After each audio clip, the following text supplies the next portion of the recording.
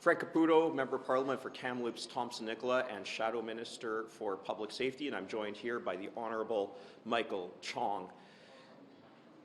The Prime Minister signed a memorandum of understanding with Beijing, agreeing to cooperate on matters of security and intelligence. This is less than 1 year after he said during the election that China was our greatest security threat. I've been hearing requests to know what is in that MOU. That MOU has not been made public.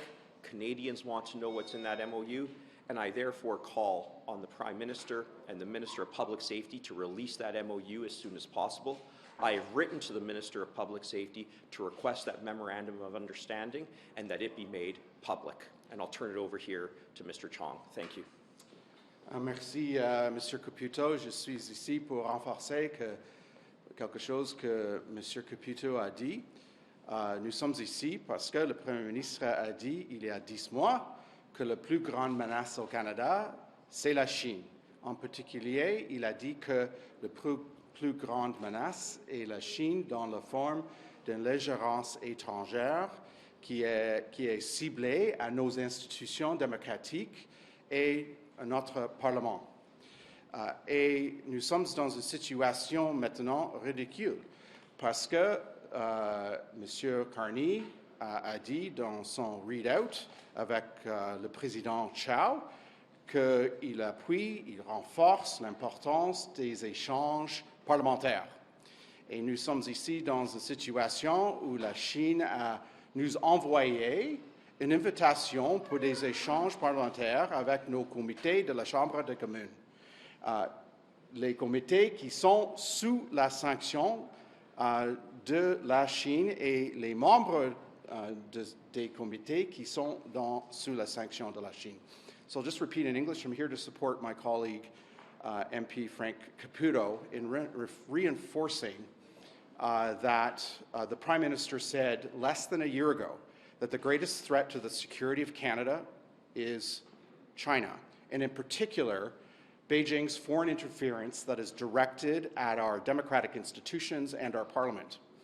We are, in his most recent visit to Beijing, Prime Minister Carney sat down with Chairman Chao, and in the readout that followed that meeting indicated the importance of parliamentary exchanges. In other words, exchanges between standing committees of the House of Commons and their commensurate counterparts in Beijing. We are now in the ridiculous situation where a parliamentary committee has received a request for an invitation for these parliamentary exchanges, the very committee and its members that are under PRC sanction. And so that is why it is important that the Prime Minister release these memoranda so that Canadians and Canadian voters can understand exactly what was agreed to in these meetings. Thank you.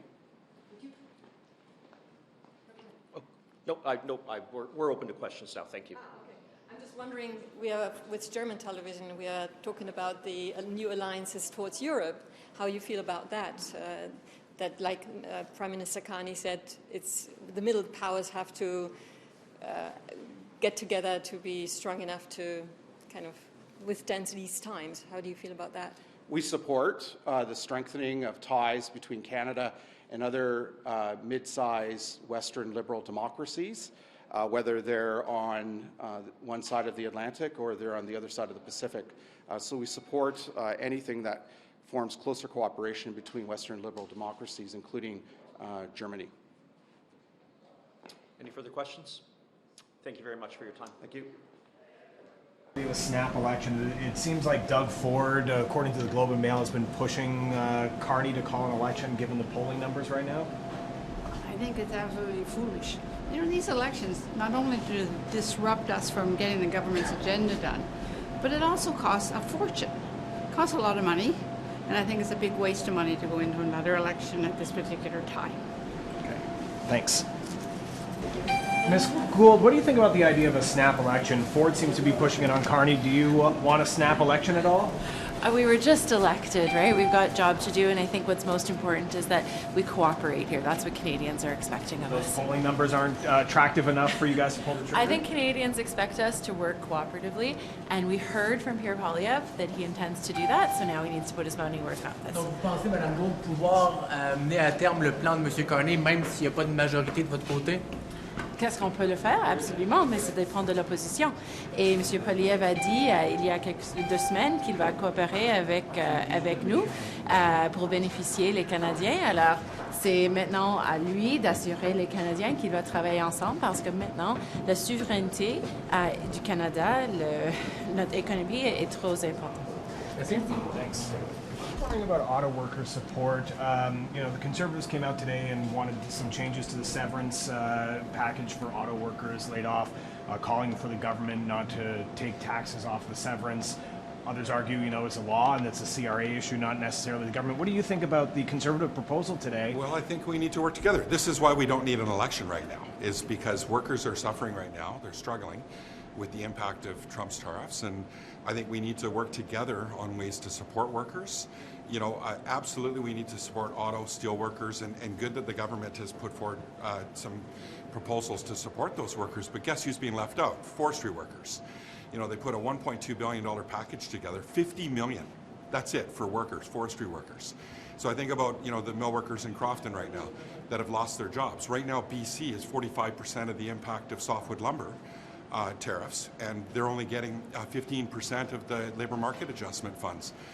This is disproportionate. Right now, forestry workers aren't getting treated equally with auto and steel, and auto and steel workers should be treated with the respect they deserve and the support they need right now in this attack from Donald Trump and the U.S. government. But right now, we need to work collectively. It's not the time for an election. It's time for us to support workers, because if there's an election, everything stops. Everything stops, and guess who suffers? Workers, especially at a time like this. On the election issue, it seems to be Premier Doug Ford who's pushing the Prime Minister to do it. The Prime Minister publicly has said he's not looking for an election. He doesn't want to call an election right now. You seem to have some thoughts on it. Well, I do have some thoughts on it, and it seems to be that, there's a lot of chatter right now, and guess who suffers if there's an election? The people that are left hanging right now. The people that are suffering from the impact of Donald Trump's tariffs. What we need to do is need to work together and find solutions to support workers, whether it be steel, auto, or forestry workers. And again, forestry workers are not being treated equally to steel and auto workers right now. And this federal government needs to step up. People are losing their jobs. They have families to feed, and they're struggling. And we've been calling for the federal government to balance things out and make sure that all workers that are impacted by tariffs are getting the support they need. Right now, British Columbians and forestry workers are not getting treated equally. That needs to change. So what specifically do you want to see the feds do to make it equal to auto and steel workers that forestry workers aren't getting at the moment? $50 million is what's on the table right now for forestry workers out of the $1.2 billion funds for the forest sector. That is totally inadequate. It's actually insulting. So they need to step it up on what they're offering. They need to make sure that they're providing what's being asked for by labor. That's bridge to retirement funds, training, reskilling funds, those that are on EI, extending that EI to 104 weeks and ensuring that the EI is bumped up from 60 to 80%. Yes, the federal government can change legislation at a time like this. Would we support fast-tracking legislation that's going to provide better support for workers? Absolutely. Will we work with any party? Absolutely, to make sure workers get the support they need. Yeah. Thanks so much. You bet. Snap election, is that something you'd like to see, or do you think that it's not the right time? Look, I think what Canadians want to see is stable government. They want to see us doing our jobs. That's what we're going to do. And if there's an election, we'll do what we have to do. But I think, as the Prime Minister said, nobody wants an election right now.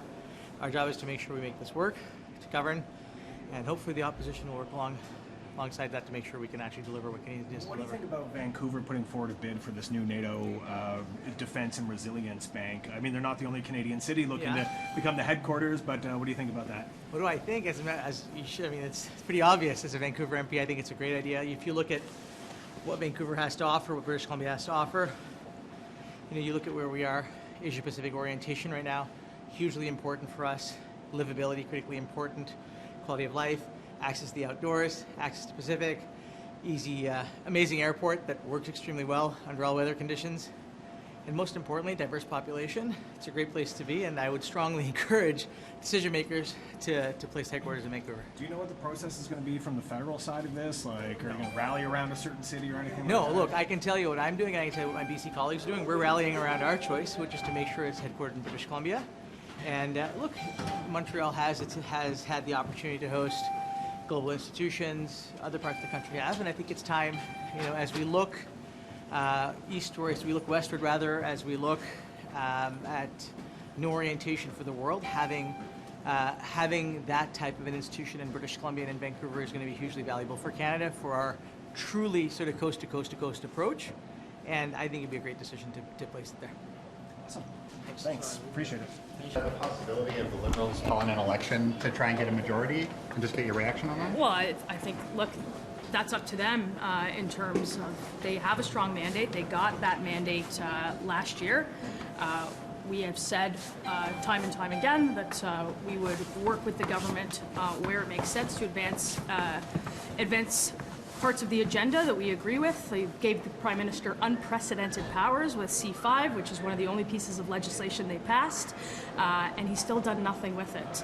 So we're going to continue standing up for Canadians and opposing the government where we are and exposing the things that they're not telling you. Do you think it's the wrong time for an election?